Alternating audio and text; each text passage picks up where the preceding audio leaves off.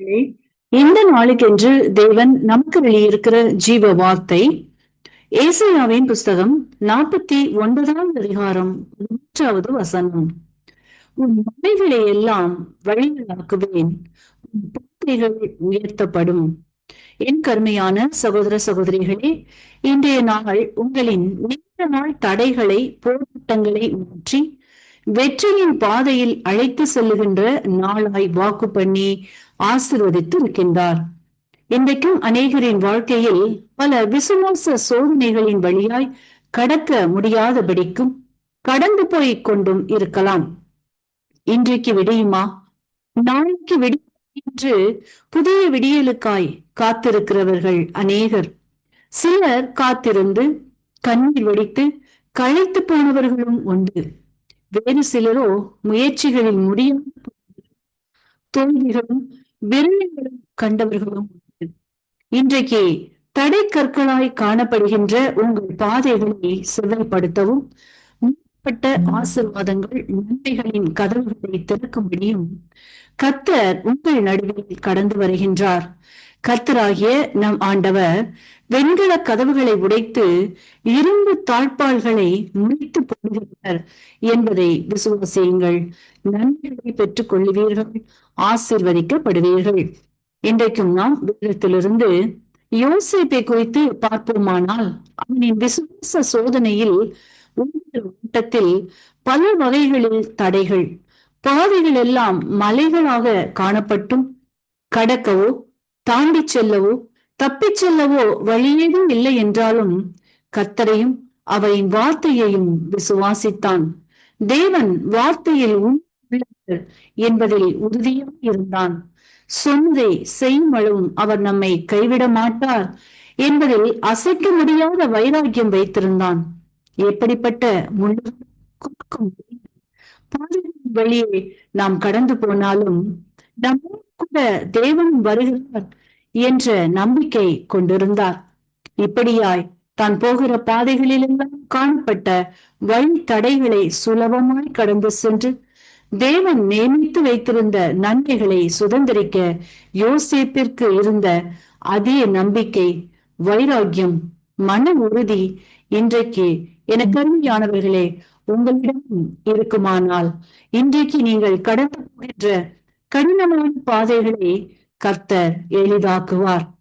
எங்கெல்லாம் வழிகள் அடைக்கப்பட்டு மலை போன்று சூழ்நிலைகள் வந்து நின்று உங்களுக்கென்று வைக்கப்பட்ட ஆசீர்வாதங்களை நன்மைகளை தடை செய்கிறதோ அவற்றை இன்றைக்கு கர்த்தர் நீக்கும்படி சித்தம் கொண்டுள்ளார். இஸ்ரவேலின் சிறு கூட்டமே, பயப்படாதே, நான் உனக்கு துணை நிற்கிறேன் என்கிறார்.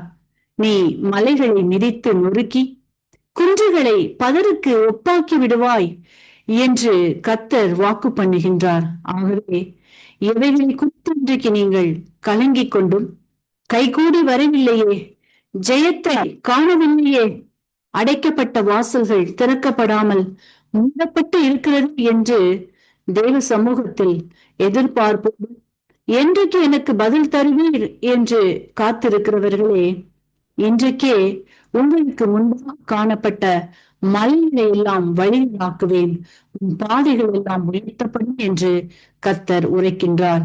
வார்த்தையை விசுவாசியுங்கள், அற்புதங்களை காண்பீர்கள், ஆசீர்வதிக்கப்படுவீர்கள். மலைகள் எல்லாம் வழிகளாக்குவேன், உன் பாதைகள் உயர்த்தப்படும். ஆமீன். இன்றைக்கும் இந்த வார்த்தைகளை கேட்டுக்கொண்டிருக்கின்ற உங்கள் யாரேன் உங்களின் பாவங்களுக்காக மரித்து உயிர்த்தெழுந்த இயேசுவை அறியாமலும் விசுவாசியும் இன்றைக்கு உங்களை ஒப்புக் கொடுத்து விசுவாசியுங்கள். பாவங்கள் நீக்கப்பட்டு விடுதலையாகி ஆசீர்வதிக்கப்படுவீர்கள். இந்த வார்த்தைகள் மூலமாக கர்த்தர் இன்று உங்களை ஆசீர்வதிப்பாராக.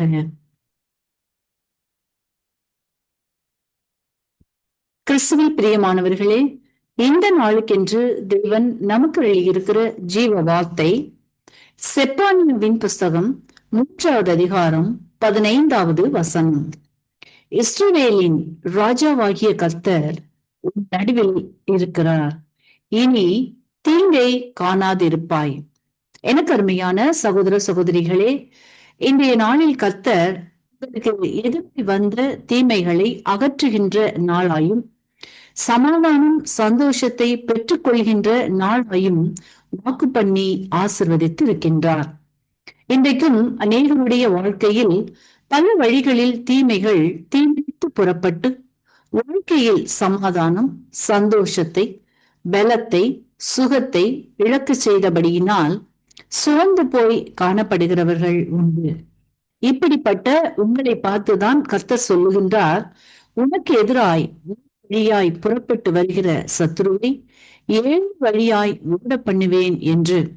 உனக்கு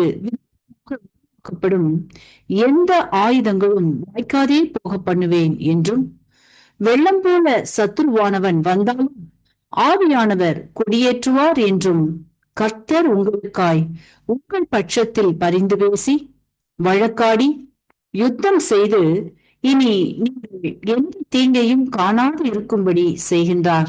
இன்றைக்கு இந்த வார்த்தைகளை விசுவாசிக்கின்ற நீங்கள் வெற்றி உள்ள விடுதலையான வாழ்விற்குள் நடத்தப்பட்டு ஆசீர்வதிக்கப்படுவீர்கள்.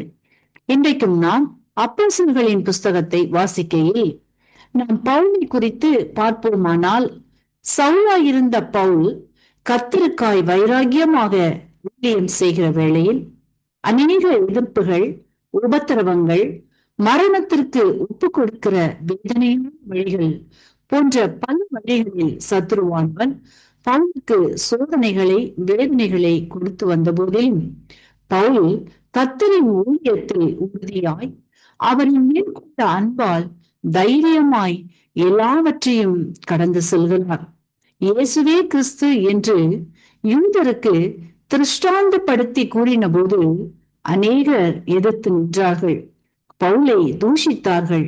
அப்பொழுது கர்த்தர் பவுலிடம் பேசுகின்றார், நான் உன்னோடே கூட இருக்கிறேன், உனக்கு தீங்கு செய்யும்படி மேல் கை போடுவதில்லை என்று. இப்படியாக கர்த்தர் இருந்து தீங்கு அணுகாதபடி பாதுகாத்தார், வழி நடத்தினார் என்று நாம் வாசித்தறிகின்றோம். இந்த வார்த்தைகளை கேட்டுக்கொண்டிருக்கின்ற என் கருமையானவர்களே, உங்களுடைய வாழ்க்கையில் பணியிடங்களில் குடும்பத்தில் சரீரத்தில் சத்துரு உங்களை வேதனைப்படுத்தும்படிக்கு பல வழிகளில் முயற்சி செய்து துக்கப்படுத்தியும் தூஷித்தும் எதிர்த்து நிற்கும்படியும் அநேகரை ஏவினாலும் பல வழிகளில் முயற்சித்தாலும் அவைகளை வாய்க்காதே போகும்படி செய்கிறார். இனி நீங்கள் தீங்கை காணுவதில்லை என்றும் கை போடுவதில்லை என்றும் வாக்களிக்கின்றார். மேலும் நீங்கள் எந்த சூழ்நிலையின் உள்ளாய் கடந்து போனாலும் கர்த்தர் உங்களின் ஆக்கினைகளை அகற்றுகின்றார், சத்துருக்களிடமிருந்து விலக்குகின்றார். உங்களில் கர்த்தர் இருந்து இனி நீங்கள் தீங்கை காணாதபடிக்கு காத்து வழி நடத்தி ஆசீர்வதிக்கின்றார். வார்த்தையை விசுவாசியுங்கள், சமாதானத்தை பெற்றுக் கொள்வீர்கள். இஸ்ரவேலின் ராஜாவாகிய கர்த்தர் உன் நடுவில் இருக்கிறார், இனி தீங்கை காணாதிருப்பாய். ஆமீன். இன்றைக்கும் இந்த வார்த்தைகளை கேட்டுக்கொண்டு இருக்கின்ற உங்களில் யாரேனும் உங்களின் பாவங்களுக்காக மறித்து உயிர்த்தெழுந்த இயேசுவை அறியாமலும் விசுவாசியாமலும் இருப்பீர்களானால் இன்றைக்கு உங்களை ஒப்பு கொடுத்து விசுவாசியுங்கள். பாவங்களும் மன்னிக்கப்பட்டு விடுதலையாகி ஆசிர்வதிக்கப்படுவீர்கள். இந்த வார்த்தைகள் மூலமாக கர்த்தர் இன்று உங்களை ஆசீர்வதிப்பாராக.